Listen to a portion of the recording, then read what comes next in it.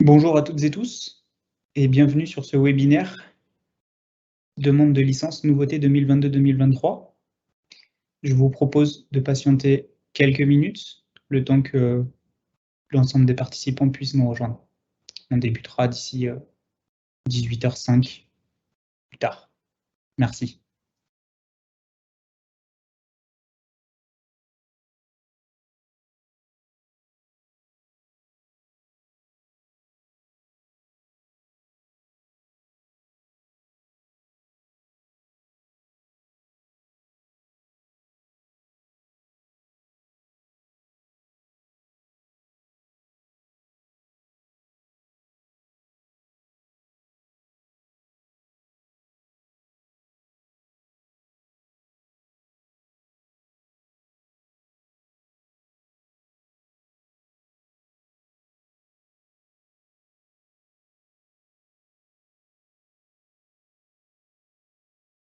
Je vous rappelle que la présentation va démarrer dans quelques petites minutes. On attend les derniers participants.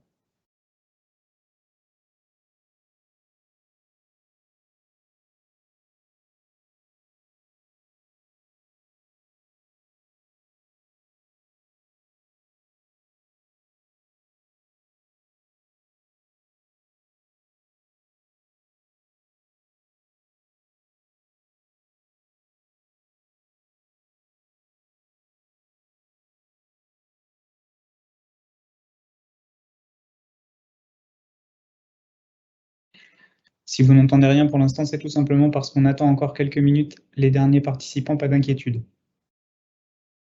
Ça va débuter dans quelques petits instants. Autant de laisser à tout le monde la possibilité de nous rejoindre et d'être parmi nous dès le début. Merci de votre compréhension.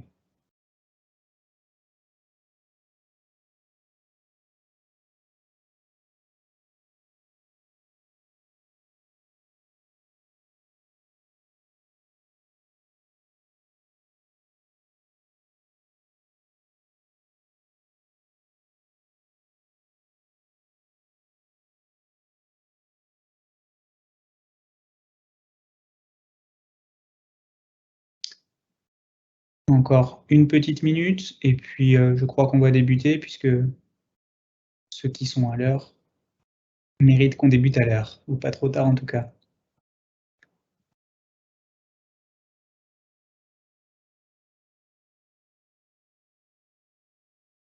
Allez, c'est parti.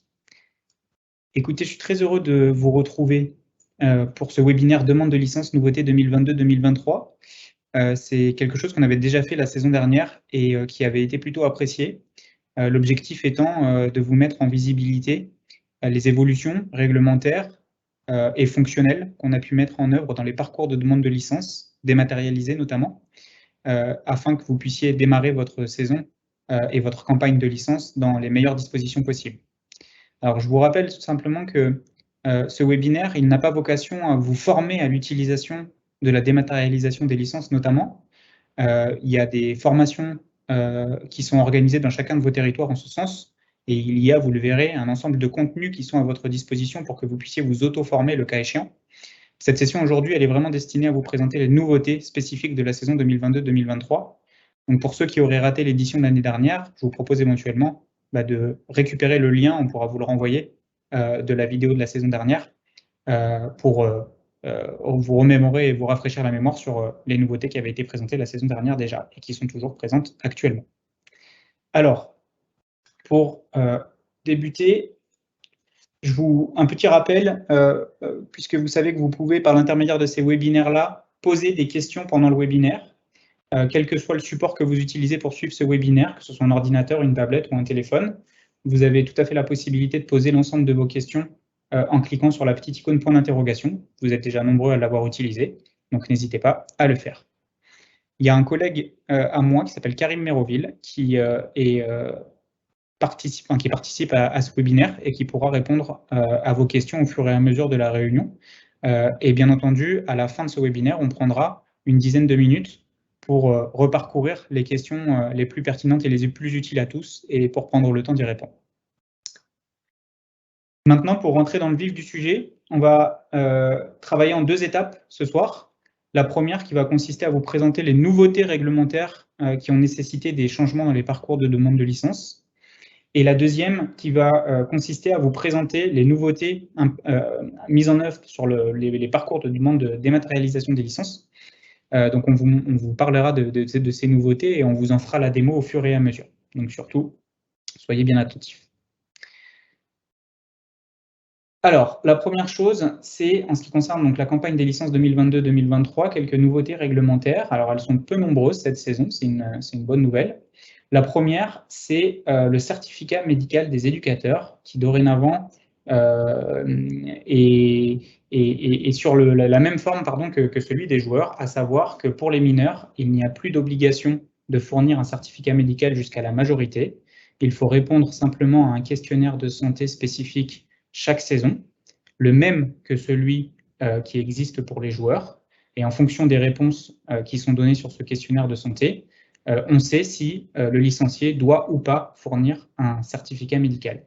S'il atteste qu'il répond non à l'ensemble des questions de ce questionnaire de santé, il ne doit pas fournir de certificat médical. En revanche, s'il répond au moins oui, à une des questions de ce questionnaire de santé, là, dans ce cas-là, il doit fournir un certificat médical.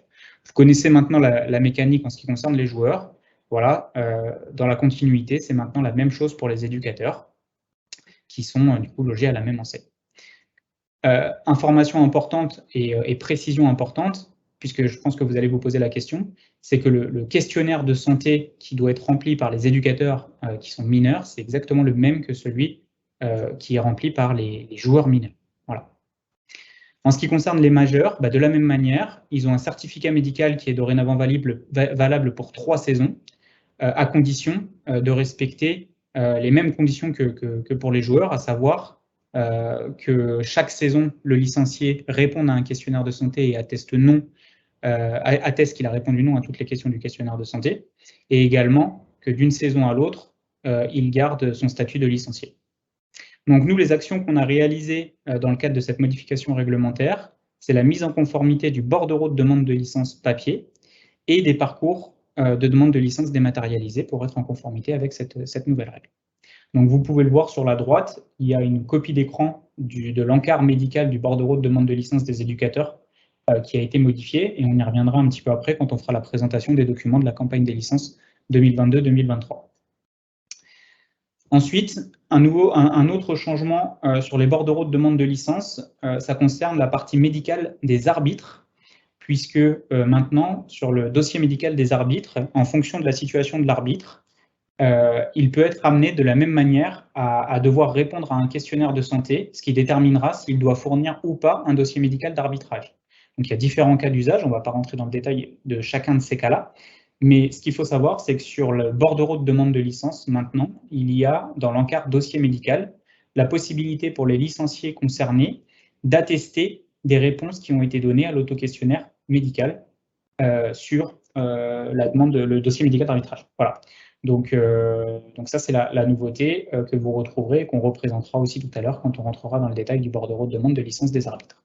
Et de la même manière, on a mis en conformité les parcours de demande de licence dématérialisés qui concernent les arbitres pour qu'ils aient la possibilité également, dans le parcours de demande de licence en ligne, de pouvoir attester des réponses qu'ils ont données au questionnaire de santé. Voilà les deux principaux changements en ce qui concerne les bordereaux de demande de licence et qui sont globalement des changements réglementaires qui impactent les parcours de demande.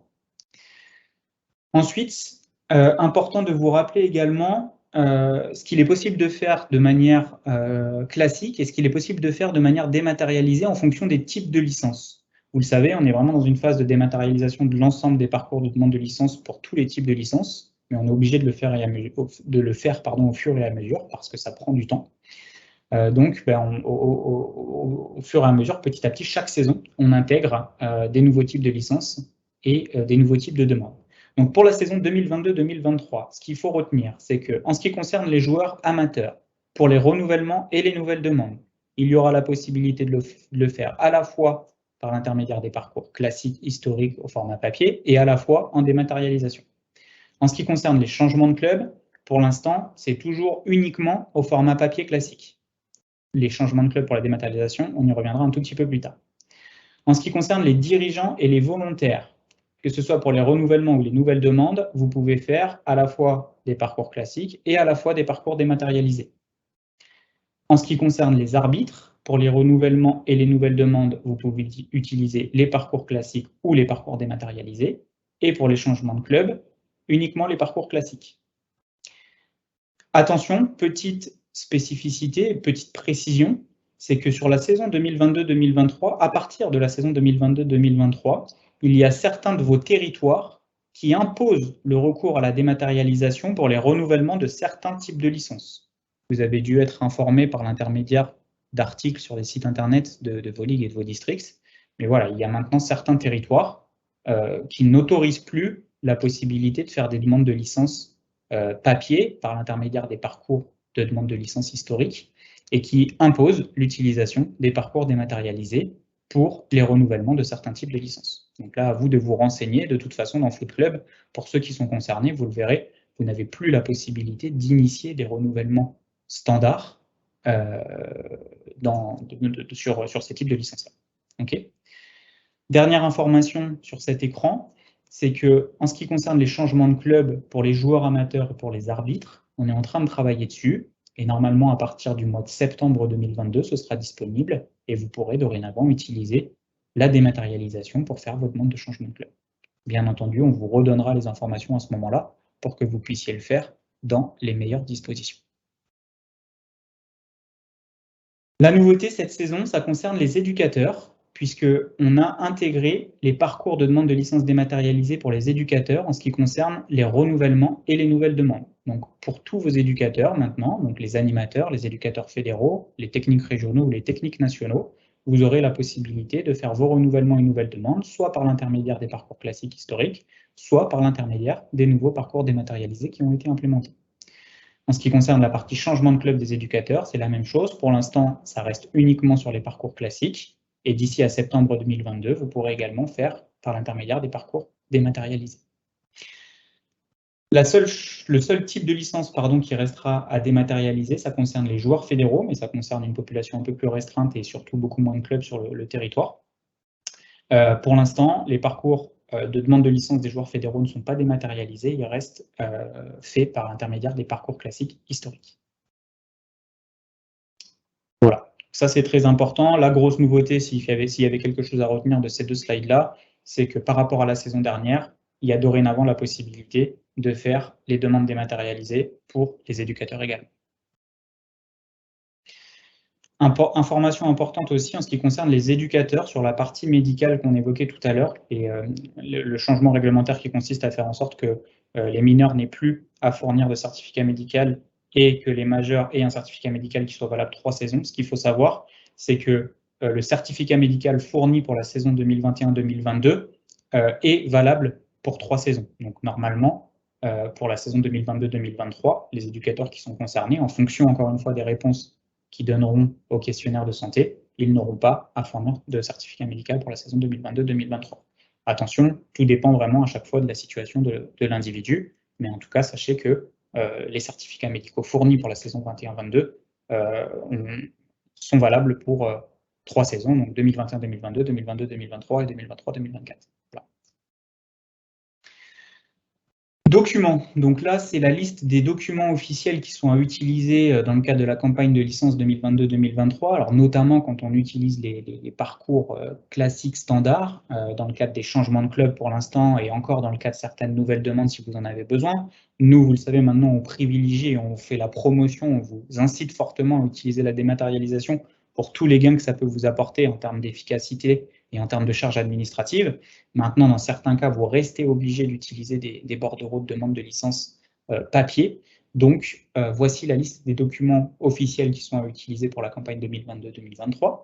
Le bordereau vierge de demande de licence pour les joueurs, dirigeants et volontaires. Le bordereau vierge de demande de licence pour les éducateurs. Le bordereau vierge de demande de licence pour les arbitres.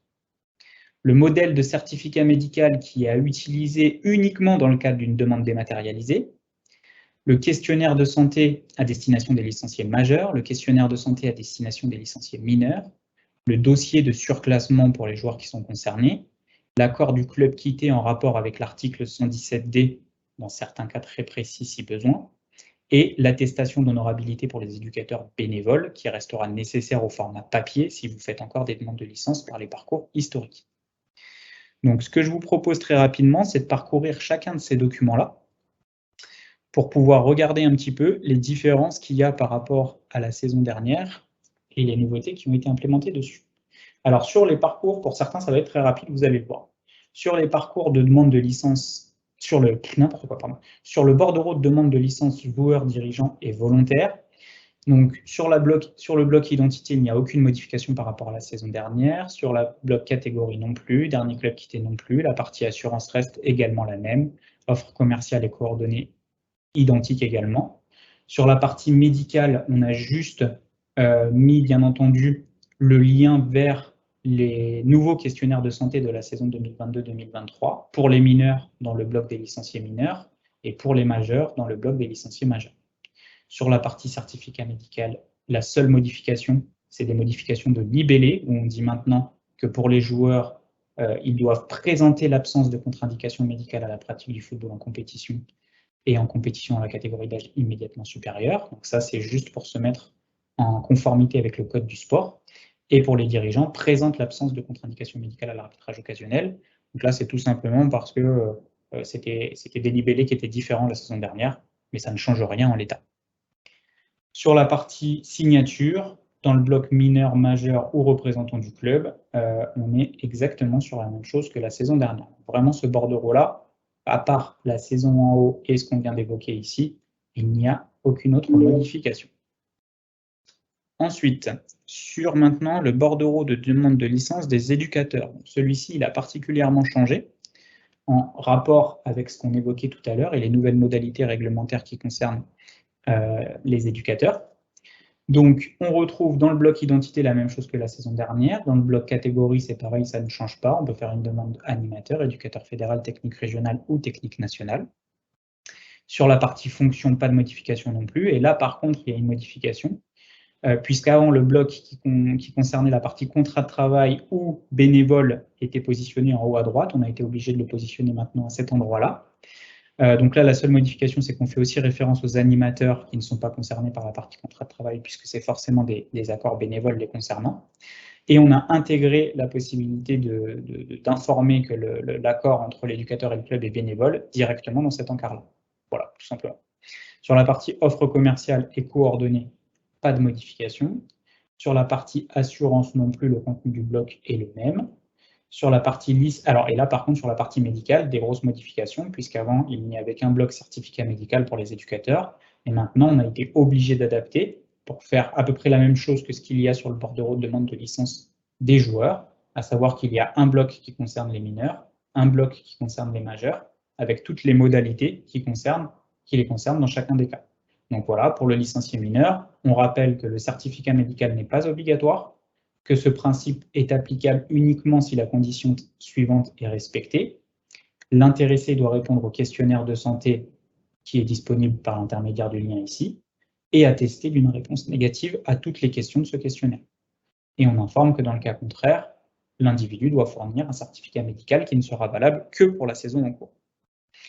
Ensuite, l'individu a la possibilité d'attester des réponses qu'il a données au questionnaire ici. Donc, soit il a répondu non à toutes les questions, soit il a répondu oui à une ou plusieurs questions. Et dans ce cas-là, on informe qu'il a le certificat médical ci-dessous à fournir. Pareil pour les majeurs, on rappelle que le certificat médical est valable pour une durée de 3 saisons, que le principe n'est applicable que si les deux conditions suivantes sont respectées pendant la période de 3 saisons, donc ce que j'évoquais tout à l'heure. L'intéressé doit conserver sa qualité de licencié d'une saison à l'autre, et l'intéressé doit répondre chaque saison à un questionnaire de santé et attester d'une réponse négative à toutes ces questions. Par la présente, je confirme avoir pris connaissance du questionnaire de santé et atteste, donc il peut préciser s'il a répondu non à toutes les questions, répondu oui à une ou plusieurs questions, et dans ce cas-là, on informe qu'il a un certificat médical à fournir. On rappelle également que dans tous les autres cas, par exemple une première demande de licence, l'individu doit forcément fournir un certificat médical. Voilà donc le gros changement sur ce bordereau de demande-là. Le bloc certificat médical avec la mention qui est spécifique aux éducateurs, donc présente l'absence de contre-indication médicale à la pratique et l'encadrement du football et à l'arbitrage occasionnel. Et après, la partie signature qui reste inchangée par rapport à la saison dernière. Voilà pour les éducateurs. en ce qui concerne maintenant le bordereau de demande de licence des arbitres. Donc là, on va aller assez vite, puisque comme pour les joueurs, sur le bloc identité, il n'y a pas de modification, le bloc dernier club quitté non plus. Sur le bloc dossier médical, en revanche, c'est ce que je vous montrais tout à l'heure. Avant, il y avait juste l'indication dossier médical spécifique pour les arbitres, se référer à la partie correspondant à votre situation. Et maintenant, on a ajouté la partie auto-questionnaire médical, en indiquant que ça ne concerne uniquement les individus dont la situation le nécessite. Il faut se référer au dossier médical d'arbitrage, et en précisant que, le cas échéant, l'individu doit répondre au questionnaire de santé qu'il concerne sur le DMA et attester de ses réponses ci-dessous. Voilà. En fonction des réponses qu'il a données, s'il a répondu non à toutes les questions, il n'a pas d'autres conditions médicales à remplir. Si par contre il a répondu oui à une ou plusieurs questions, le dossier médical arbitrage est à fournir. Sur la partie bloc assurance, pas de modification, et sur les parties signature, offre commerciale et coordonnées, pas de modification non plus. Donc voilà, globalement, sur les bordereaux de demande de licence, les principaux changements. Petit rappel pour tous sur la partie questionnaire de santé qui concerne les majeurs et les mineurs. Le questionnaire de santé, il est à remplir individuellement par chaque licencié ou avec l'aide du représentant légal dans le cas des mineurs, mais en aucun cas il a besoin d'arriver dans les mains du club. C'est le licencié en son âme et conscience qui doit attester des réponses qu'il a données sur le bordereau de demande de licence ou sur son formulaire de demande de licence en ligne dans le cadre des parcours de demande de dématérialisé, mais il n'a pas à vous donner le questionnaire de santé qu'il a rempli. Voilà. Ensuite, on a donc le modèle de certificat médical à utiliser dans le cadre d'une demande dématérialisée. Donc, je vais vous le montrer également. Il a été un tout petit peu adapté cette saison par rapport au fait qu'on a intégré maintenant les éducateurs dans les parcours de demande de licence dématérialisée. Donc, vous retrouvez ici donc certificat médical pour la saison 2022-2023 pour les joueurs ou les dirigeants ou les éducateurs et éducatrices, avec donc la date de l'examen, la signature et la mention du docteur, et ensuite un bloc en fonction de la nature de la licence demandée. Donc pour les joueurs, avec les mêmes mentions qu'on retrouve sur les bordereaux de demande de licence, pour les dirigeants également, et enfin pour les éducateurs, ce qui est la nouveauté puisque ça n'apparaissait pas avant. D'accord ? Donc pour des éducateurs qui feraient leur demande par l'intermédiaire de la dématérialisation, qui auraient besoin de fournir un certificat médical, c'est le modèle de certificat médical qui leur sera mis à disposition et avec lequel il faut qu'ils aillent chez le médecin pour valider leur aptitude médicale. Ensuite, il y a le questionnaire de santé à destination des licenciés majeurs et des licenciés mineurs. Alors là, pareil, on va aller très vite puisqu'il n'y a quasi aucune modification par rapport à la saison dernière. La seule, c'est sur le questionnaire de santé qui concerne les majeurs, mais c'est juste sur la mention qu'il y a ici, où on précise si vous aviez fourni un certificat médical en saison 2020-2021 ou 2021-2022, pardon, répondez aux questions suivantes par oui ou par non. Voilà. Et ensuite, en fonction, à la fin du questionnaire, on informe l'individu de ce qu'il doit faire. S'il a répondu oui, s'il a répondu non à toutes les questions, il n'a pas de certificat médical à fournir. En revanche, s'il a répondu oui à une ou plusieurs questions, dans ce cas-là, il a un certificat médical à fournir. Voilà. Et ensuite, le questionnaire de santé pour les mineurs, qui est un autre document, avec le licencié mineur qui est bien en rouge ici, pour ne pas pouvoir se tromper, où là, il n'y a strictement aucune modification par rapport à la saison dernière. C'est exactement le même. Et comme je le disais tout à l'heure, je le rappelle, c'est le même qui est utilisé à la fois pour les éducateurs et pour les joueurs. Dossier de surclassement, accord du club quitté et attestation d'honorabilité. Je vous propose qu'on ne passe pas forcément de temps dessus puisque c'est les mêmes documents que la saison dernière sans aucune modification. Donc là-dessus, il n'y a pas grand-chose à dire et je pense que c'est plus intéressant de passer plus de temps sur la suite que sur ça. Alors, maintenant, on va rentrer dans le vif du sujet des nouveautés intégrées sur les parcours de dématérialisation des licences. Donc, comme je vous l'expliquais, on va détailler dans un premier temps la nouveauté ici, et ensuite on va aller sur Foot Club et sur les parcours dématérialisés pour vous montrer un petit peu ce que ça donne. Alors, un petit rappel déjà sur la saison 2021-2022 pour vous dire qu'il y a plus d'1 107 139 licences exactement qui ont été validées et qui sont issues des parcours dématérialisés, ce qui représente près de 52% de l'ensemble des licences sur la saison. Donc c'est bien, mais on sait qu'on peut faire encore beaucoup mieux maintenant. Donc on espère que cette saison, et notamment avec les territoires qui vont imposer l'utilisation de la dématérialisation, on arrivera à un taux d'utilisation qui sera encore plus important dans le futur. Ça représente quand même, ce qu'il faut savoir, plus de 9800 clubs également qui utilisent les parcours dématérialisés. Donc ça, c'est des clubs qui ont au moins une licence validée issue de la démat. Donc il y en a certains pour lesquels l'utilisation est déjà monnaie courante et d'autres pour lesquels ça évolue petit à petit. Alors, la première nouveauté, la première grosse nouveauté qui a été ajoutée cette saison, c'est l'ajout des parcours pour les demandes de licence des éducateurs, ce qui n'était pas le cas jusqu'ici, vous le savez. Donc, comme on le disait tout à l'heure, les parcours dématérialisés pour les éducateurs sont concernés tout ce qui est renouvellement d'un éducateur ou nouvelle demande. Pour la partie changement de club, il faudra attendre encore un petit peu. Information importante, c'est que la notion d'engagement écrit au recyclage a été complètement supprimée. D'accord? Donc ça, c'est très important. Et dorénavant, si un éducateur n'est pas à jour de sa formation continue, la prise de licence ne sera pas possible. Et ça, c'est valable à la fois pour les parcours standards et à la fois pour les nouveaux parcours dématérialisés. Okay?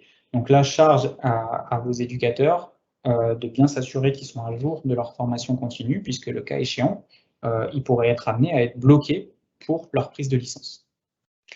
On y reviendra tout à l'heure. Et enfin, ce qui est important aussi, c'est que l'attestation d'honorabilité qui est nécessaire pour l'ensemble des éducateurs qui ont un accord bénévole avec le club, elle est intégrée directement dans les parcours dématérialisés. Donc vous le verrez, ça veut dire que si vous faites de la dématérialisation pour les éducateurs, il n'y aura plus à fournir l'attestation papier en plus du bordereau de demande de licence, ce sera directement intégré dans le parcours côté licencié. Voilà. Alors, ceci étant dit, maintenant ce que je vous propose, c'est qu'on aille faire quelques exemples de parcours, à la fois pour des renouvellements et à la fois pour des nouvelles demandes. Alors, je suis sur le foot club d'un club de ma région, l'US Orléans Loiret Football. Donc là, je suis positionné sur la saison 2021-2022 pour les tests que je fais, mais vous, bien entendu, il faudra que vous soyez attentifs à bien être positionné sur la saison 2022-2023 quand vous ferez vos demandes de licence. Donc pour commencer, on va faire des renouvellements d'éducateurs et on va faire le cas d'un animateur ou d'un éducateur fédéral qui a forcément un accord bénévole, et ensuite le cas d'un technique régional ou d'un technique national dans le cadre duquel il y a un petit peu plus d'informations qui sont réclamées. Alors, pour initier un renouvellement dématérialisé d'un éducateur, il faut se positionner dans le menu éducateur de Foot Club. Donc pour ça, il faut être un utilisateur Foot Club qui a le profil éducateur. Si ce n'est pas le cas pour vous, il faut se rapprocher du correspondant Foot Club de votre club qui pourra vous donner cette habilitation-là. Et une fois que ce sera le cas, vous verrez ce menu éducateur et vous aurez ensuite la possibilité de cliquer sur le bouton renouvellement ici pour pouvoir initier votre renouvellement dématérialisé. Donc quand on arrive sur cet écran, on retrouve la liste de l'ensemble des éducateurs qui avaient une licence au sein de votre club au cours de la saison précédente, d'accord ? Et la possibilité, comme vous le constatez maintenant, de pouvoir initier des demandes de licence dématérialisées pour ces individus-là. Cette colonne qui n'apparaissait pas la saison précédente notamment. Alors, pour ceux qui sont familiers avec la dématérialisation, ce n'est pas une surprise, on retrouve exactement le même mode de fonctionnement, à savoir qu'on a un rappel pour chaque individu de l'adresse email principale qui est renseignée sur sa fiche individu, avec la notion de validité de cette adresse mail-là. Donc quand le petit pictogramme arrobase ici est rouge, c'est que la boîte aux lettres est invalide. Quand elle est verte, c'est qu'elle est valide. Quand elle est rouge, ça empêche de pouvoir initier la demande dématérialisée. Quand elle est verte, et donc qu'on sait que l'individu a une adresse mail valide, on peut initier une demande dématérialisée. À tout moment, sur un individu, on a la possibilité de modifier son adresse mail en cliquant sur le petit arrobase ici, et très simplement, on peut la remplacer par l'adresse mail qui doit être utilisée. Ouais, d'ailleurs, je ne veux pas la changer. On va laisser pour ne pas faire de modification. Voilà, donc sur cet écran, on retrouve le nom de l'individu, son numéro de personne, sa sous-catégorie de licence la saison précédente, le type d'accord qu'il avait avec le club la saison précédente, la date de fin de contrat ou d'accord de cet accord-là, le diplôme à l'instant T de l'individu et la saison de fin de recyclage. Donc c'est cette notion qui est importante et qu'on évoquait tout à l'heure, puisque c'est cette information-là qui va permettre de savoir si oui ou non on va pouvoir renouveler la licence de l'individu. Donc là, en l'occurrence, la quasi-totalité des individus ont un recyclage à fournir à faire avant la fin de saison 2021-2022. Donc, il y a possibilité d'initier des renouvellements pour eux. Ils sont encore dans les clous puisque je suis encore sur la saison 2021-2022. En revanche, là, il y a un licencié qui devait effectuer son recyclage avant la fin de la saison 2019-2020 et qui ne l'a pas fait. Et bien, comme vous pouvez le constater, la case de renouvellement ici est grisée. Et quand vous passez la souris dessus, vous voyez que l'éducateur n'étant pas à jour de formation continue, sa licence ne peut pas être renouvelée. Et idem sur la partie standard ici, pas possibilité non plus de renouveler sa licence de manière standard. Donc là, pour cet individu-là, il faudra soit se rapprocher de la ligue si c'est un problème d'affichage ici, soit que l'éducateur concerné se mette à jour de formation continue. D'accord? Alors, nous, on va partir sur le renouvellement. Alors, je vais choisir ici dans les catégories un éducateur fédéral. D'accord? Donc, un éducateur fédéral qui a un accord bénévole de base. Et on va renouveler de manière dématérialisée cet éducateur. Donc, on va prendre l'exemple de Germain Alexandre ici. Je vais cocher la case dématérialisée ici. Et dès que je coche la case, comme vous pouvez le constater, on va me demander quelle va être la fonction et pour quel type de cet éducateur au sein du club pour la saison 2021-2022 en l'occurrence. Donc là, dans les types de fonctions, on retrouve entraîneur principal, adjoint, préparateur physique, entraîneur des gardiens ou responsable d'école de football. Donc je vais laisser entraîneur principal. Et ensuite, ici, au niveau du type, vous allez pouvoir sélectionner si c'est pour toutes les équipes et catégories du club, pour une catégorie en particulier ou pour une équipe en particulier. Donc là, tout dépend de la situation de votre éducateur. Je vais mettre, par exemple, pour une catégorie en particulier, et je vais dire que c'est pour les U15. D'accord? On va cliquer sur « Sauver ». Comme vous pouvez le constater, si le service de paiement des cotisations en ligne est actif et que le montant de la cotisation est paramétré sur la catégorie concernée, vous allez pouvoir ici retrouver le montant par défaut qui a été paramétré et éventuellement le modifier si vous avez besoin de le modifier pour cet individu-là précisément, le personnaliser pour cet individu-là précisément. Une fois que vous avez fait ça, vous pouvez cliquer sur « Valider ». Ça va initier le renouvellement dématérialisé de cet individu. Et alors, la petite mécanique qu'il faudra bien avoir en tête, c'est que le menu dématérialisé, lui, reste dans le menu licence ici. Donc, il faudra bien aller dans le menu licence dématérialisée ici pour ensuite pouvoir suivre l'avis de cette demande. D'accord? Donc là, on retrouve la demande de Alexandre Germain. Rappelle que c'est un éducateur fédéral et que pour l'instant, la demande est au statut prise de contact, ce qui signifie que l'individu a reçu le mail qui va lui permettre de remplir sa demande de licence en ligne et que pour l'instant, il ne l'a pas encore rempli. Si je clique sur le petit œil, je retrouve le détail de la demande avec les informations de fonction et accord que j'ai renseignées au moment où je l'ai initialisé et le lien vers le formulaire de demande de licence en ligne que je peux éventuellement lui renvoyer si jamais il me disait pour une raison X ou Y qu'il n'a pas reçu l'email qui lui a été envoyé. Alors d'ailleurs, l'email, comme vous pouvez le constater ici, eh ben, il est bien reçu. Alexandre Germain a bien reçu son email qui lui permet ici de remplir sa demande en ligne. Donc moi, je vais repartir du lien qui a été fourni ici et on va se positionner dans le cas du licencié qui va remplir sa demande de licence en ligne. Donc, la partie civilité avec toutes les informations qui existent en base de données qui ne sont pas modifiables, ça ne change pas. Le bloc adresse avec les informations qu'il y a en base de données qui peut éventuellement modifier s'il y a un changement.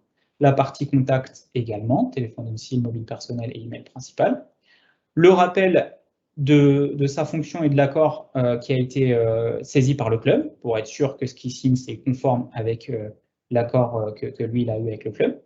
Et la partie autorisation qui concerne la partie offre commerciale de la FFF, des partenaires de la FFF et des coordonnées qui sont diffusées ou pas.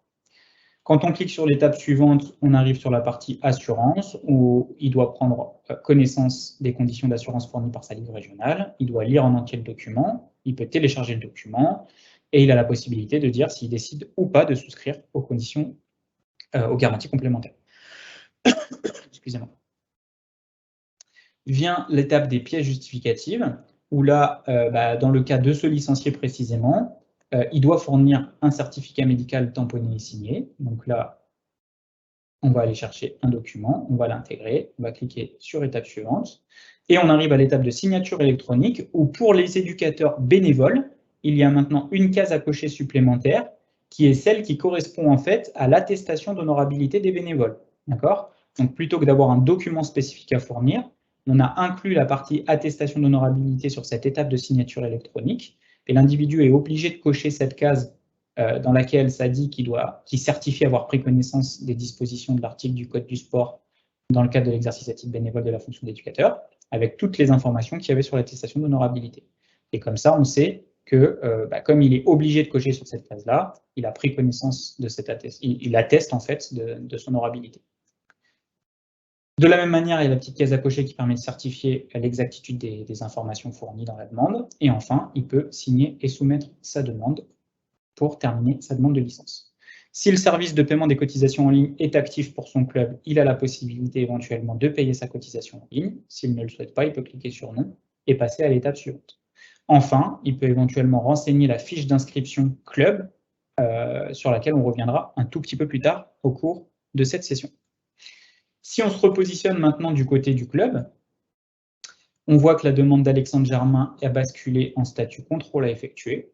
Donc, en tant que club, je vais pouvoir maintenant aller vérifier les informations qu'il a renseignées, vérifier les pièces justificatives qu'il devait fournir et m'assurer qu'elles sont correctes et qu'elles pourront être validées par la Ligue régionale. Et le cas échéant, si j'ai besoin, je pourrais éventuellement modifier la pièce justificative qui a été fournie, si je considère qu'elle n'est pas bonne et qu'il m'en a renvoyé une autre. Et si je me suis trompé aussi sur la fonction que j'ai renseignée au départ, je pourrais également ici la modifier de nouveau le cas échéant. D'accord?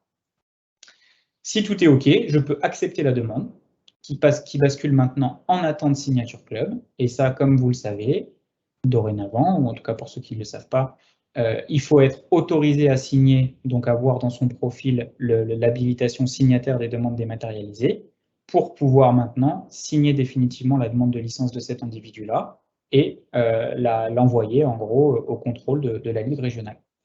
Donc je vais signer la demande et vous voyez, elle disparaît du tableau ici. Et maintenant, si je me positionne sur le menu éducateur, liste ici, je vais retrouver Alexandre Germain avec sa licence éducateur fédéral en date du 9 juin, qui est en attente de validation par la Ligue régionale. Voilà. Donc ça, c'était vraiment le cas d'un renouvellement pour un éducateur fédéral. On va faire la même chose en allant peut-être un tout petit peu plus vite, mais cette fois-ci pour un technique régional, pour vous montrer un petit peu les différences qu'il y a dans le parcours, même si elles sont minimes. Alors, voilà, il y a deux aspects que je voulais vous montrer également. Donc le premier, pour un technique régional, les quelques contrôles qui sont implémentés. Donc là, c'est le cas où l'adresse email de l'individu n'est pas valide, donc on ne peut pas initier son renouvellement dématérialisé. Ça, c'est le cas où l'individu n'est pas à jour de formation continue, donc de la même manière, on ne peut pas lancer sa licence. Et ici, il y a également un autre problème. Donc, il y a déjà le problème du fait que l'adresse email n'est pas valide, et en plus de ça, que le diplôme de l'individu ne correspond pas à la catégorie de licence qu'il avait la saison dernière. Ce qui signifie dans ce cas-là, en fait, qu'il faut demander une nouvelle licence pour que la nouvelle licence prenne la bonne catégorie en rapport avec le niveau de diplôme actuel de l'individu. Voilà, lui, il était technique régional. Il a maintenant un niveau de diplôme qui lui permet d'avoir une licence technique nationale. Donc, ça ne doit pas passer par un renouvellement, mais ça doit passer par une nouvelle demande. Nous, pardon, j'ai cliqué un peu vite. Nous, ce qu'on va faire, c'est qu'on va renouveler, par exemple, Bastien Boutet, qui avait alors non, plutôt Beaujoin-Jérémy, c'est un bon exemple, qui avait un accord bénévole en tant que technique régionale, qui a pris fin le 30 juin 2021, avec un diplôme BE1. Ben non, c'est pas le bon exemple, puisque lui, il a une licence qui n'est pas valide. Donc, on va prendre Boutet Bastien, non, Carrière Théo, c'est bon, je l'ai retrouvé, pardon. Carrière Théo. Donc, quand je vais cocher sa case ici, j'ai une petite pop-in qui apparaît, mais avec un petit peu plus d'informations, comme vous pouvez le constater, puisque comme on est sur un technique régional ou un technique national, en plus des informations de fonction type et éventuellement d'équipe ou de catégorie, on va devoir renseigner les informations de l'accord entre l'éducateur et le club. Donc sur les trois premiers champs, c'est la même chose que ce qu'on a vu tout à l'heure. Là, ça peut être par exemple pour toutes les équipes et catégories du club. Et ici, au niveau de l'accord, vous allez avoir la possibilité de dire si c'est un accord bénévole, un contrat aidé, un contrat à durée déterminée ou un contrat à durée indéterminée.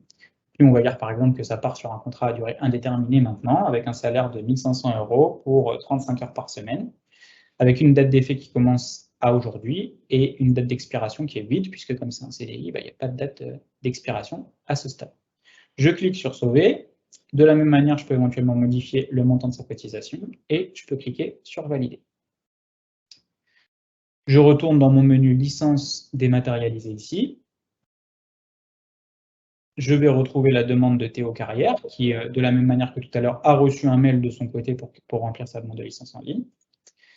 Je vais utiliser le lien ici pour remplir la demande de licence. Donc, les mêmes informations que tout à l'heure. Dans la partie fonctions et accords, on voit le détail qui a été saisi par le club, avec le salaire, le nombre d'heures et la date d'effet. Comme ça, l'individu est bien au courant de ce qu'il signe. L'étape suivante qui concerne la partie assurance, sur laquelle on va passer très vite puisque c'est la même chose. Et l'étape des pièces justificatives, sur laquelle il y a un petit peu plus d'informations à renseigner, puisqu'il passe d'un accord bénévole à un accord contractuel. Donc on lui demande son certificat médical, puisqu'il ne devait pas en avoir de valide, sa photo d'identité, puisque celle qu'il avait, qui est en base de données n'est plus à jour, et ensuite la copie du contrat de travail. Donc là je mets n'importe quoi, mais vous avez compris le principe. La copie du contrat de travail établi par le club, la carte professionnelle ou l'attestation, et il peut passer à l'étape suivante. Comme on est sur un accord qui n'est pas bénévole, on n'a pas la partie attestation d'honorabilité qui apparaît. Et là, il peut certifier sur l'honneur l'exactitude des pièces justificatives et des renseignements fournis et soumettre sa demande. Quand sa demande est soumise, il y a la partie cotisation qui apparaît, il choisit ce qu'il veut faire et il peut terminer comme ça. Côté club, la demande est passée en statut contrôle à effectuer, le récapitulatif de la demande en cliquant sur le petit œil, le récapitulatif de l'accord qui est visible aussi ici, la possibilité de consulter toutes les pièces justificatives fournies. Donc là, bien entendu, moi j'ai mis n'importe quoi pour la démo qu'on est en train de faire, mais il faudra bien entendu que toutes les pièces soient correctes pour que la demande puisse basculer de l'autre côté. Si jamais il y a besoin de modifier des documents, vous pouvez toujours utiliser le bouton modifier, sachant que comme vous pouvez le voir, par contre, la partie fonction et accord dans ce cas-là n'est pas modifiable, puisque c'est la partie fonction et accord qui détermine les pièces qui sont demandées, et donc on ne peut pas les modifier une fois qu'elles ont été saisies initialement. Dans ce cas-là, si jamais vous vous êtes trompé, il faudra rejeter la demande pour en saisir une nouvelle. Une fois que ça c'est fait, on peut accepter la demande, et ensuite, parcours classique de la dématérialisation, en attente signature club, on peut signer électroniquement la demande et la faire basculer pour qu'elle soit contrôlée par la Ligue. On va ensuite la retrouver dans le menu éducateur liste qui est juste ici. En technique régionale, Théo Carrière en attente de validation. La partie accord ici se mettra à jour qu'à partir du moment où la Ligue régionale aura validé l'accord et la licence. Voilà pour les cas de renouvellement dématérialisé des éducateurs. Donc juste bien faire attention où on est positionné, bien dans le menu éducateur renouvellement, et ensuite on suit le chemin. Normalement c'est assez intuitif. Et normalement, ça devrait vous permettre de gagner quand même pas mal de temps. Maintenant, si vous avez une nouvelle demande de licence éducateur à faire, vous allez le faire depuis le menu licence dématérialisée, comme pour les autres nouvelles demandes pour de manière dématérialisée. Pardon. Et quand vous allez cliquer sur le bouton créer une nouvelle demande ici, vous avez un petit plus, et vous avez un nouveau type de licence qui apparaît dorénavant, qui est le type de licence éducateur. Donc là, on est sur le même principe que pour les autres types de demandes. Vous allez devoir renseigner le nom, prénom, la date de naissance, la ville de naissance, pays de naissance, nationalité, pays de nationalité, le montant de la cotisation que vous voulez faire payer à cet individu et l'adresse email de l'individu. Donc là, je vais reprendre, j'ai pris quelques exemples pour vous montrer. Donc pour un animateur, alors on va le faire. Donc Culot Jean-Marc est né le 20 octobre 1960. Voilà, à Vouziers. OK, donc on va dire que pour lui, le montant de la cotisation, c'est 50 €. Et ensuite, ici, on va mettre une adresse mail et on va valider. Quand on fait ça, on va rechercher l'individu qui correspond aux critères de recherche. Et comme vous pouvez le constater, pour un éducateur, il n'y a pas la possibilité de créer un nouvel individu. On doit forcément repartir d'un individu qui est déjà existant, puisque pour avoir une licence éducateur, il faut avoir suivi un cursus de formation et être à minima diplômé. Donc, si ce n'est pas le cas, il n'y a pas de possibilité d'avoir une licence éducateur. Donc là, en l'occurrence, cet individu-là, on voit qu'il est né le 20 octobre à Orléans et qu'il a un diplôme U11. Je vais pouvoir donc lancer la demande, et comme tout à l'heure, je vais devoir renseigner ces informations de fonction au sein du club. Donc, je vais dire que lui, c'est par exemple l'entraîneur des gardiens pour une équipe en particulier, puis je ne sais pas, par exemple pour les U15 R1 du club. Je vais cliquer sur valider. Le dossier se crée et j'ai ma nouvelle demande en statut prise de contact qui est disponible ici. Et ensuite, on montre dans le même type de parcours que ce qu'on a vu tout à l'heure pour les renouvellements. Donc, je vais y passer très vite pour vous montrer qu'il n'y a quasiment pas de différence, à part le fait qu'on est sur une nouvelle demande ici. On récupère toutes les informations de l'individu qu'on lui propose et qui peut modifier éventuellement. On a l'étape d'assurance à renseigner, l'étape des pièces justificatives en fonction de sa situation et de ce qu'il a déjà fourni par le passé. Et comme on est sur un accord bénévole, puisque c'est un animateur, la partie attestation d'honorabilité qui peut checker ici. La partie cotisation, s'il a envie de payer sa cotisation en ligne. Et voilà. Je reviens côté club, la demande contrôle à effectuer avec la pièce justificative à contrôler. Je vais volontairement très vite, vous avez compris le principe, et on a d'autres choses à voir.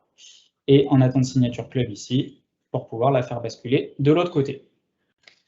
Maintenant, un petit cas pour une nouvelle demande pour un éducateur qui n'est pas à jour de formation continue. Donc là, si jamais vous tombez sur un éducateur pour lequel c'est le cas, par exemple le Diodique Maxime,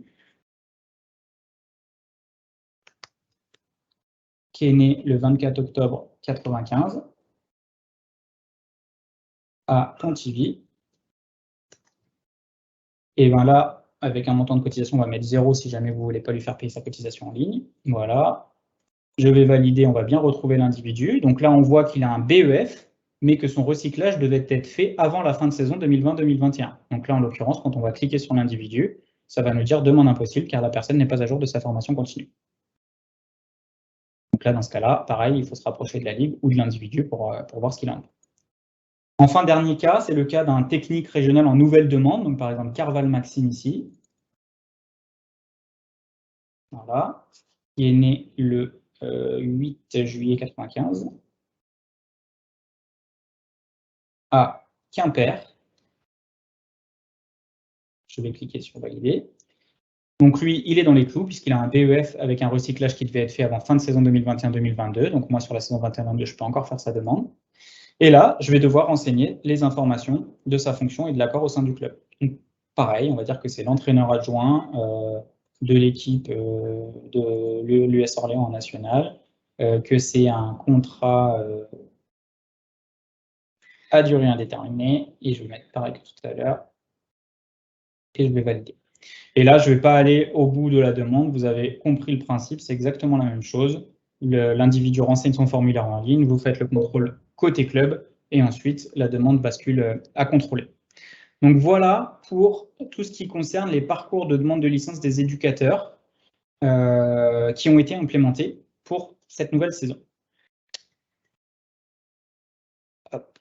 Je passe à la suite. Autre nouveauté qui était très attendue par certains d'entre vous, c'est la possibilité dorénavant d'imposer l'envoi des pièces justificatives aux licenciés. Jusqu'ici, vous le savez, dans la dématérialisation, on était parti du principe que le licencié n'était pas dans l'obligation de transmettre les pièces justificatives quand il remplissait son formulaire. Et donc, de fait, très souvent, c'était vous qui étiez obligé d'aller à la chasse aux informations et à la récupération des documents pour pouvoir ensuite les réintégrer et faire aboutir les demandes de licence. Maintenant, pour ceux qui le souhaitent, vous avez la possibilité de dire chaque licencié devra, dans son formulaire de licence en ligne, fournir les pièces justificatives qui sont nécessaires à sa demande. Donc, pour ce faire, il y a un nouveau paramètre qui a été intégré, qui est accessible depuis le menu Réglages en haut à droite, vous allez le voir. Et si vous positionnez ce paramètre à oui, les licenciés seront dans l'obligation de transmettre leurs pièces justificatives. Si vous laissez le paramètre à non, ce sera exactement comme c'était le cas jusqu'ici, c'est-à-dire qu'ils pourront passer l'étape des pièces justificatives sans forcément avoir à les fournir. Alors concrètement, comment ça se traduit ? Eh bien ici, sur mon club de l'US Orléans Loiret, vous voyez que maintenant, il y a un petit bouton en haut à droite qui s'appelle Réglages. Quand je clique dessus, j'arrive sur la partie de paramétrage de la dématérialisation. Et ici, j'ai un champ qui s'appelle pièce justificative, avec un libellé qui dit rendre obligatoire l'envoi des pièces justificatives par les licenciés lors de la saisie du formulaire en ligne. Quand vous passez la souris sur le petit, ici, vous avez le détail des informations qui vous disent ce qui va se passer en fonction de ce que vous allez mettre comme paramètre. Et si vous le basculez à oui, et bien maintenant, à partir de ce moment-là, tous les licenciés du club qui remplissent le formulaire de demande de licence vont être dans l'obligation d'envoyer les pièces justificatives. Donc, on va faire un cas. Je vais créer une nouvelle demande, maintenant que j'ai changé le paramètre. Pour un joueur, je vais mettre test envoi pièce. On va dire que c'est quelqu'un qui est né le 1er janvier 70 à Orléans.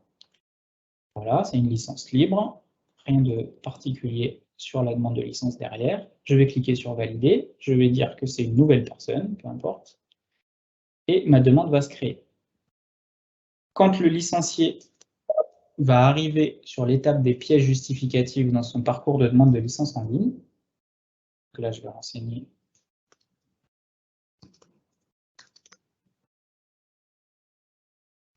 les informations, comme c'est un nouvel individu, je dois tout remplir. Je regarde la partie assurance, je donne les infos ici, et comme vous pouvez le voir, je vais zoomer un petit peu peut-être pour que ce soit plus lisible pour tous. Ici, l'individu doit fournir un certain nombre de pièces justificatives dans le cadre de sa nouvelle demande de licence. Et ici, la petite mention lui dit que maintenant, il doit fournir les pièces justificatives pour passer à l'étape suivante. Donc en fait, quand vous modifiez le paramètre qu'on a vu à l'instant, la mention qui est ici est modifiée en conséquence et informe l'utilisateur qu'il doit fournir les pièces justificatives pour passer à l'étape suivante. Donc là, si je clique sur l'étape suivante, vous voyez, le formulaire est incomplet et je ne peux pas aller faire ma signature électronique. Je suis obligé d'aller chercher mes documents.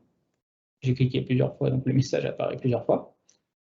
Voilà, donc ma pièce d'identité, mon certificat médical. Et là, par exemple, si j'en ai oublié une seule et que je clique sur étape suivante, bah de la même manière, tant qu'il n'a pas fourni l'ensemble des pièces justificatives qui sont nécessaires à sa demande, il ne peut pas passer à l'étape suivante. Et c'est seulement une fois que toutes les pièces sont fournies que là, il peut aller procéder à cette étape de signature électronique.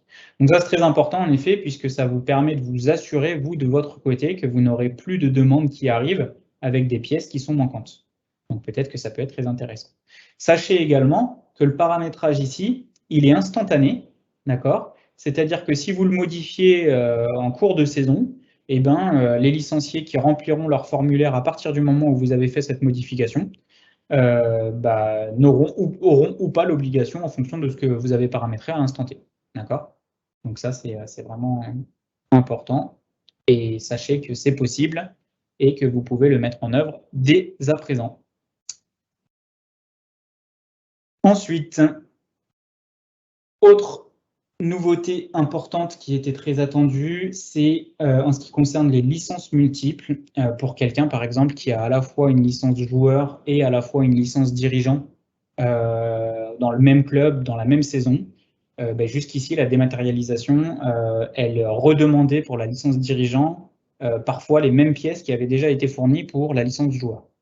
Voilà, donc ça, pour tous ces cas-là de licences multiples au sein d'un même club, c'est plus problématique. Et dans le cadre des licences supplémentaires que le licencié prend, il n'y a plus les pièces justificatives à refournir le cas échéant s'il y en a déjà qui sont valides pour la saison en cours.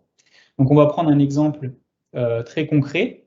Je vais prendre cet individu, là, Victor Boron, qui a déjà une licence joueur, comme vous pouvez le constater, sur la saison 2021-2022, donc une licence joueur qui est valide, au sein de laquelle il a fourni un certificat médical et il a fourni une photo à jour. Okay. Et bien maintenant, si pour cet individu, je fais une licence dirigeant, donc je vais créer une nouvelle demande dirigeant ici, en renseignant ces informations. Donc, 24 mars 2000 à, je sais plus, je crois que c'était aussi. Hop. Donc, je vais bien retrouver l'individu. Je vais pouvoir initier sa nouvelle demande de dirigeant. D'accord? Et quand il va remplir son formulaire de demande de licence en ligne, eh bien, il va pouvoir regarder si toutes ces informations de coordonnées et de contact sont toujours OK. Il va pouvoir renseigner la partie assurance. Et surtout, quand il va arriver sur la partie pièce justificative, on va lui dire qu'il n'a pas de pièce justificative à fournir dans le cadre de cette demande de licence-là, puisque celles fournies pour sa licence joueur sont prises en compte. Donc, il peut aller au bout de sa demande. Côté club, dans ce cas-là, vous, c'est encore plus facile puisqu'il n'y a aucune pièce justificative à contrôler. D'accord? Donc, vous pouvez accepter la demande une fois qu'elle a été remplie par le licencié et vous pouvez la signer dans la foulée pour qu'elle bascule du côté des licenciés actifs. Et donc là, comme en plus il n'y avait pas de pièce justificative à vérifier, la demande de licence est automatiquement validée et le licencié est tout de suite effectif. Voilà pour cette partie. Il nous reste plus beaucoup de choses, encore une dizaine de minutes, j'aurais tendance à dire, pour ceux qui voudraient savoir. Alors, autre petite nouveauté qui a été intégrée dans les parcours dématérialisés, c'est l'ajout d'un filtre contrôle à effectuer pièces manquantes. Donc ça, c'est une petite nouveauté. Alors, c'est sûr que si vous activez le fait que les licenciés sont dans l'obligation d'envoyer les pièces justificatives quand ils font leur formulaire, leur demande de licence en ligne, pardon, vous en aurez de moins en moins qui seront concernés par ce qu'on va se dire là. En revanche, pour ceux qui ne l'activeront pas, vous avez un nouveau filtre à disposition qui vous permet d'identifier facilement toutes les demandes qui sont dans le statut contrôle à effectuer, donc ça veut dire pour lesquelles le licencié a rempli la demande de licence en ligne, mais pour lesquelles il manque au moins une pièce justificative pour pouvoir aller plus loin concernant cette demande. D'accord? Donc tout simplement, je vais vous le montrer aussi, mais dans le cas d'un autre club qui a plus de demandes au niveau des tests ici. Donc là, par exemple, sur ce club-là, il y a 113 demandes dématérialisées qui sont en cours. Il y en a un certain nombre qui sont en prise de contact, d'autres en atteinte signature club, d'autres en contrôle à effectuer et d'autres en contrôle à effectuer avec le petit point d'exclamation. Et vous vous rappelez, le petit point d'exclamation, ça signifie que sur cette demande-là, il manque des pièces pour pouvoir aller plus loin. D'accord? Eh bien, si vous voulez voir tout de suite toutes les demandes de licence pour lesquelles il manque des pièces, ici, vous avez dans la partie statut contrôle à effectuer pièces manquantes qui est maintenant disponible. Vous cliquez sur rechercher et automatiquement, ça va vous afficher toutes les demandes qui sont concernées. Et grâce à ça, facilement, vous allez pouvoir maintenant relancer tous les licenciés et leur demander les pièces manquantes.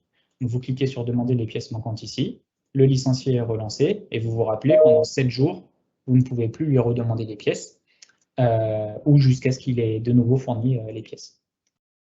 Voilà.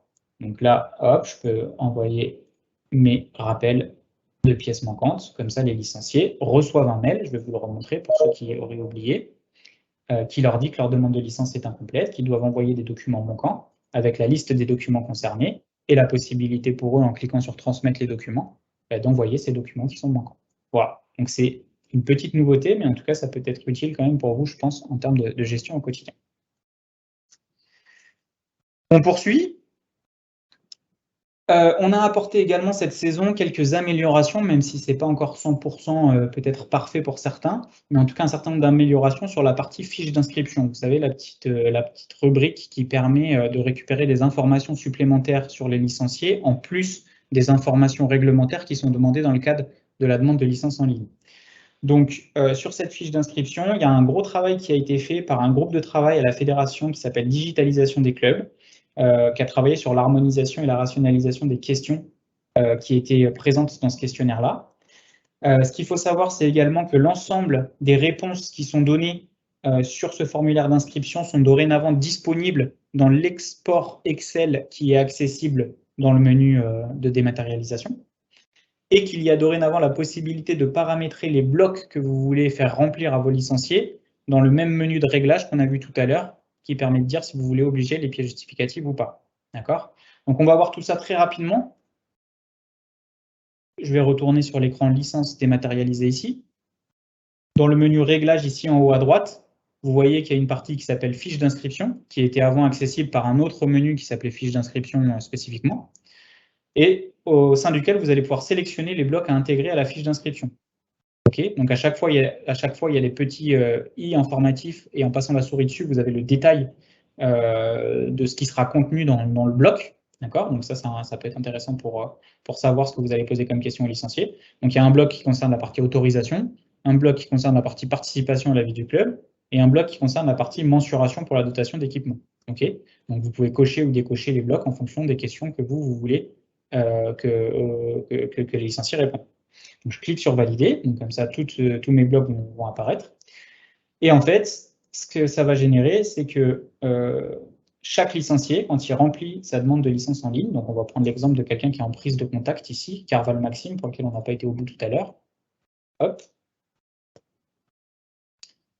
Quand il remplit sa demande de licence, donc là c'est un technique régional. Voilà, donc là je vais devoir mettre mes pièces puisque j'ai dit que c'était obligatoire dorénavant. Je mets n'importe quoi, hein. Encore une fois. Je clique sur l'étape suivante, je signe la demande, voilà.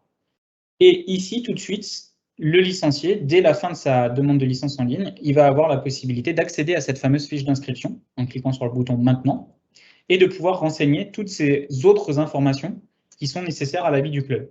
Alors pour l'instant, ce n'est pas quelque chose qu'on peut intégrer de manière obligatoire dans le cadre des parcours de demande de licence, donc forcément, ne le rempliront que les licenciés qui ont la volonté de le remplir.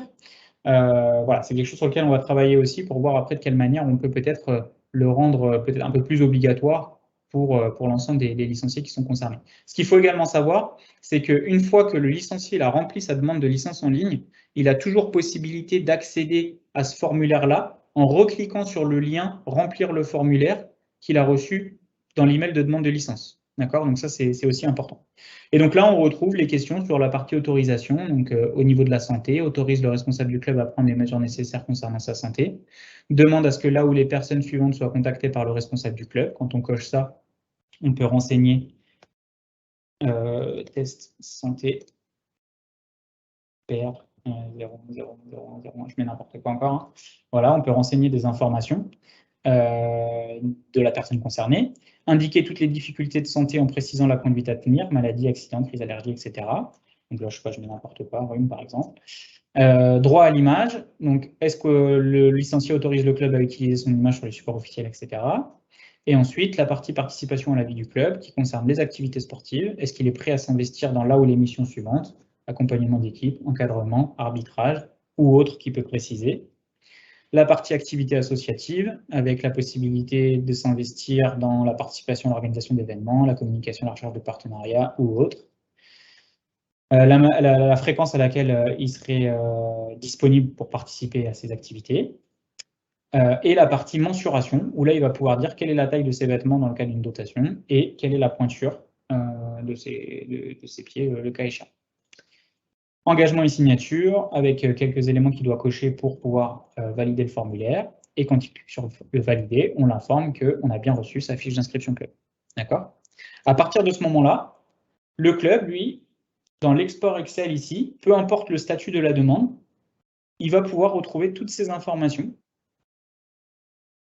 D'accord, donc là, vous allez voir, ça va être un peu lisible pour vous, mais on retrouve toutes les informations de Carval Maxime ici, avec son nom, son numéro de personne, sa sous-catégorie. Donc, toutes les informations de sa demande de licence en ligne et toutes les informations auxquelles il a répondu dans la fameuse fiche d'inscription. D'accord? Donc là, vous allez retrouver tous ces éléments-là.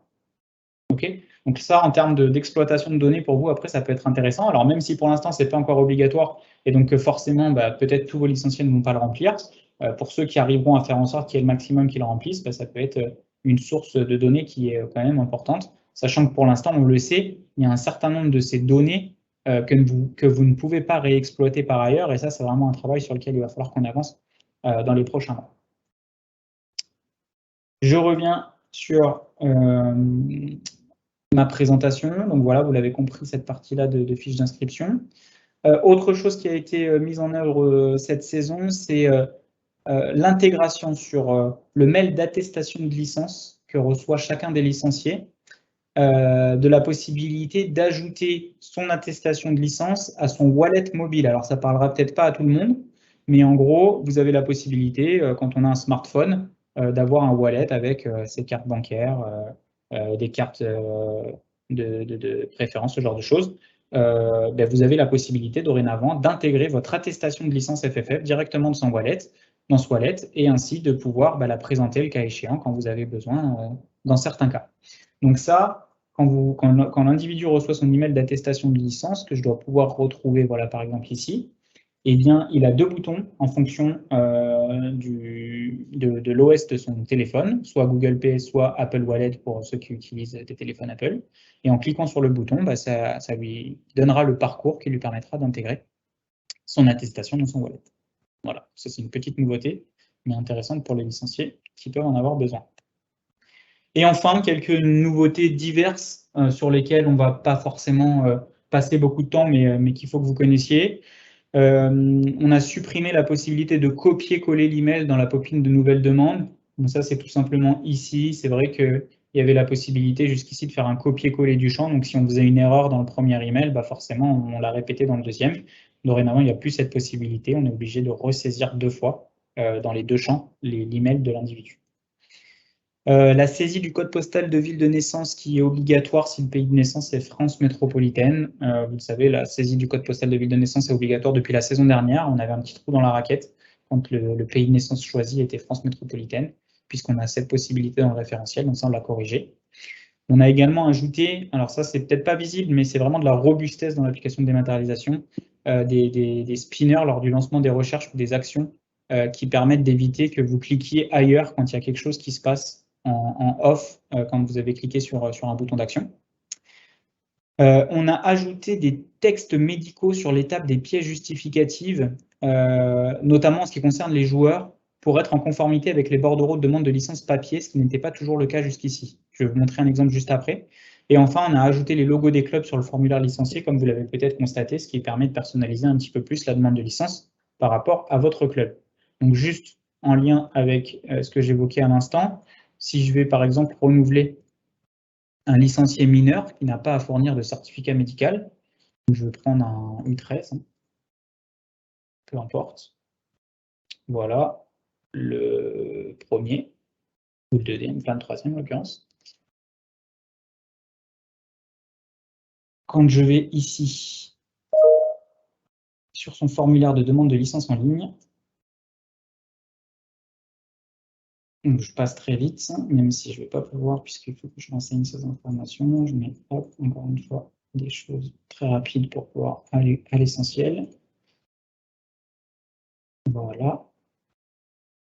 Et bien ici, voilà, comme vous pouvez le constater, comme c'est un mineur pour une demande de licence joueur, on lui informe les mêmes informations que sur le bordereau de demande de licence papier, à savoir que pour lui, le certificat médical n'est pas obligatoire, en disant que ce principe est applicable uniquement si la condition suivante est respectée. On lui dit qu'il peut répondre au questionnaire de santé disponible ici, avec le lien vers le questionnaire de santé qui le concerne lui spécifiquement, et qu'il peut attester d'une réponse négative à toutes les questions ci-dessous. Et que dans le cas contraire, il doit fournir un certificat médical avec le modèle qu'il peut télécharger ici, donc pareil, avec le lien vers le modèle de certificat médical qu'il peut télécharger, qui ne sera valable que pour la saison en cours. Voilà. Et ensuite, la possibilité, comme d'habitude, d'attester des réponses qu'il a données. Donc ça, c'est vrai que c'était pas tout à fait le cas sur les saisons précédentes, et là, on est vraiment raccord avec les bordereaux de demande de licence papier, et ce sera très clair pour l'ensemble des licenciés quand ils feront leur parcours de demande de licence. Voilà. Voilà, et bien écoutez, juste vous rappeler également qu'il y a des supports de formation qui sont disponibles à deux endroits, sur la chaîne YouTube e-learning FFF avec le lien que vous voyez là qui vous sera transmis, sur laquelle vous retrouverez un ensemble de vidéos tutoriels, notamment faites par mon collègue Karim qui est avec moi sur cette réunion, et qui vous explique de manière très simple comment utiliser la dématérialisation pour votre club.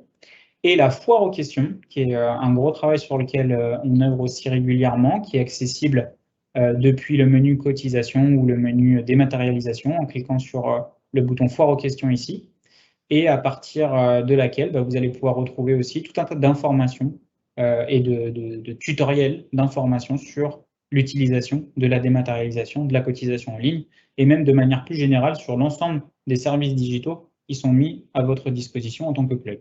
Donc ça, n'hésitez pas à aller y faire un tour régulièrement, puisqu'on la met à jour très souvent, avec l'ensemble des nouveautés, des informations qui vous sont utiles pour faire votre travail dans de bonnes conditions. Voilà, écoutez, ce que je vous propose, on a peut-être débordé un tout petit peu et je m'en excuse le cas échéant, mais ce que je vous propose, c'est qu'on reprenne peut-être encore 10 petites minutes pour ceux qui le souhaitent pour regarder certaines de vos questions que Karim pourra m'énoncer, y répondre dans la mesure du possible, et puis sinon, on pourra clôturer et puis vous pourrez retrouver le lien vers cette session de formation ultérieurement. Karim, est-ce que tu as pu identifier un certain nombre de petites questions auxquelles on pouvait répondre rapidement? Alors oui, bonjour, dans un premier temps. On a beaucoup de questions. Donc déjà, désolé si j'ai pas pu répondre à tout le monde. Donc la première question que tout le monde se pose, c'est est-ce que ce webinaire sera disponible en replay? Bien sûr, bien sûr. Alors justement, juste sur la slide d'après, on vous rappelle que pour revoir le webinaire, il vous suffit de cliquer sur le même lien que celui qui vous a permis d'assister à ce webinaire pour disposer de l'enregistrement, qu'on va vous envoyer le document support par email à tous ceux qui ont participé et que vous aurez également un petit questionnaire de satisfaction qui vous sera transmis par email. Donc bien entendu, vous pourrez le revoir et vous pourrez même le diffuser à d'autres personnes si besoin. Ok.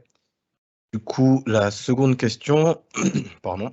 Si un éducateur a fourni un certificat médical la saison dernière et que du coup la saison 2022-2023, en plus d'être éducateur, il souhaite faire une demande de licence joueur, aura-t-il besoin de fournir un certificat médical, aura-t-il besoin de fournir un nouveau certificat médical? Sachant que le certificat médical pour les éducateurs, à partir de cette saison, c'est 3 saisons.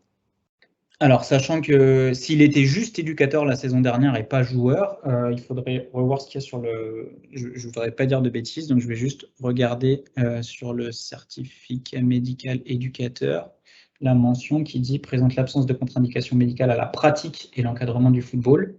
Mais ça ne parle pas de pratique du football en compétition. Donc, à mon avis, dans ce cas-là, il faudra quand même, pour la licence joueur, refournir un certificat médical qui mentionnera l'absence de contre-indication médicale à la pratique du football en compétition, ce qui n'est pas le cas sur la partie médicale des éducateurs. Ok. Pardon. Du coup, il y a une question aussi qui se pose assez régulièrement, c'est comment savoir si le joueur doit faire le certificat médical ou pas?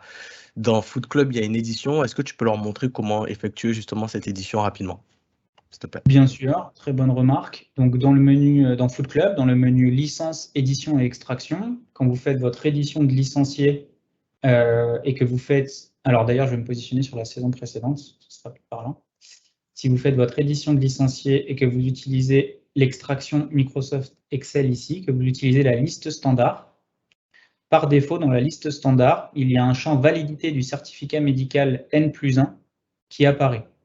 Et donc, quand vous lancez cette extraction, alors là, peut-être qu'il y a beaucoup de licenciés, donc non, ça va, ça ne prend pas trop de temps. Hop. Quand vous lancez cette extraction, vous avez ici une colonne pour chaque licencié qui s'appelle validité certificat médical pour la saison N+1, qui vous permet de savoir si le certificat médical sera non valide ou s'il sera valide sous réserve des réponses au questionnaire de santé. Ok. Est-ce que les éducateurs peuvent avoir 2 licences dans 2 clubs différents? Non. Wow, il y en a beaucoup qui sont déçus. Ok. Alors, là, on a une question qui est un peu technique. Alors, il y en a plusieurs. Un éducateur qui devait se recycler cette saison, mais qui ne l'a pas fait, qui se recyclera en novembre, pourra-t-il avoir une licence éducateur? Là, après, c'est à voir directement avec la Ligue régionale, notamment. Je ne sais pas répondre à cette question, donc on pourra poser la question de notre côté, à la DTN notamment, et apporter une réponse ultérieurement, mais je ne veux pas dire de bêtises, donc je ne vais pas y répondre. D'accord. Du coup, on a une autre question qui est un peu technique. Nous avons des éducateurs qui ont obtenu un CFF. Je ne sais pas déjà si tu vois ce que c'est. On est bon? Ouais, bien Ok. sûr. Sur l'un, on voit son diplôme, mais à jour. Sur l'autre, pas. Pouvons-nous faire une demande d'éducateur fédéral pour les deux? Voilà, s'il y a un problème de données qui sont affichées par rapport à la situation de l'individu, encore une fois, dans ce cas-là, il faut se rapprocher de la Ligue régionale pour voir quel est le problème. Mais le cas échéant, si la personne a bien suivi ce cursus de formation et que le cursus est validé, il n'y a pas de raison d'empêcher la demande de licence. Ok. Peut-on rappeler également l'âge minimum pour faire une demande d'éducateur pour les mineurs? C'est une excellente question qu'on peut vérifier très rapidement malgré tout. Je vais vérifier en parallèle des réponses que je donne et puis je vais y apporter une réponse juste après. Ok. Là, je vais prendre une question un peu sur le volet. Tac, tac, tac, tac, tac. Hop là. Ah oui. Du coup, pour les membres du bureau, je ne sais pas si tu l'as montré, est-ce qu'on peut montrer justement comment renouveler les licences des membres du bureau, sachant que cela est obligatoire pour accéder à la rubrique dématérialisée et à la rubrique renouvellement? Bah, en fait, alors déjà, tout dépend du territoire sur lequel vous êtes positionné. Tous les territoires ne l'imposent pas, mais pour les territoires qui l'imposent, en début de saison, quand vous vous connectez à Foot Club et que vous essayez d'accéder à un menu qui vous permet de faire des demandes de licence, vous allez devoir, dans un premier temps, valider le bureau de votre club, donc le mettre à jour si ce n'est pas le cas, et ensuite le valider. Et ensuite, il faudra procéder à des demandes de licence dirigeants, ou en tout cas des demandes de licence par rapport à leurs spécificités, des personnes qui sont membres de ce bureau-là, et il faudra que ces licences soient validées pour que les licences de vos autres licenciés soient validées dans le futur. Donc ça se fait de la même manière que pour les autres types de demandes de licence, hein. C'est juste la validation du bureau au départ qui est obligatoire. Ok. Les règles de gestion pardon, qui ont été présentées concernant les arbitres, à savoir renouvellement, nouvelle demande pour le certificat médical. Est-ce que cela concerne tous les arbitres, à savoir arbitre de touche, arbitre central ou autre? Alors là, il faut absolument se référer au dossier médical d'arbitrage de la saison 2022-2023, qui donne toutes les informations détaillées dans chacun des cas, puisqu'il y en a beaucoup. Donc, je ne pourrais pas donner une réponse spécifique pour chacun des cas. Donc, le mieux, c'est de se référer à ce document-là, qui est très complet, très factuel, et dans lequel il y aura toutes les informations. Nickel. Ben pour moi, là, c'est bon. Tac, tac, tac. En tout cas, on a fait le tour des questions que j'ai repérées, qui reviennent Ok, bah, assez régulièrement. de toute façon, pour les éventuelles questions auxquelles on n'a pas pu répondre, nous, on prendra le temps demain de refaire une passe et éventuellement d'y apporter des réponses quand ce sera possible, par mail, qu'on vous fera parvenir à tous. Donc, bah, écoutez, nous, en tout cas, on va clôturer maintenant en vous remerciant tous d'avoir participé. Vous étiez très nombreux, c'est très intéressant. En vous rappelant que du coup, donc, le webinaire sera de nouveau disponible en recliquant sur le lien que vous avez utilisé pour participer à cette session. En vous souhaitant également un excellent début de saison 2022-2023. Et puis en espérant que tout se passe le mieux possible pour vous en ce qui concerne toute la partie licence pour bien débuter et être dans les meilleures dispositions dès le mois de septembre. Voilà. Merci à tous, très bonne soirée et à très bientôt. Au revoir. Au revoir.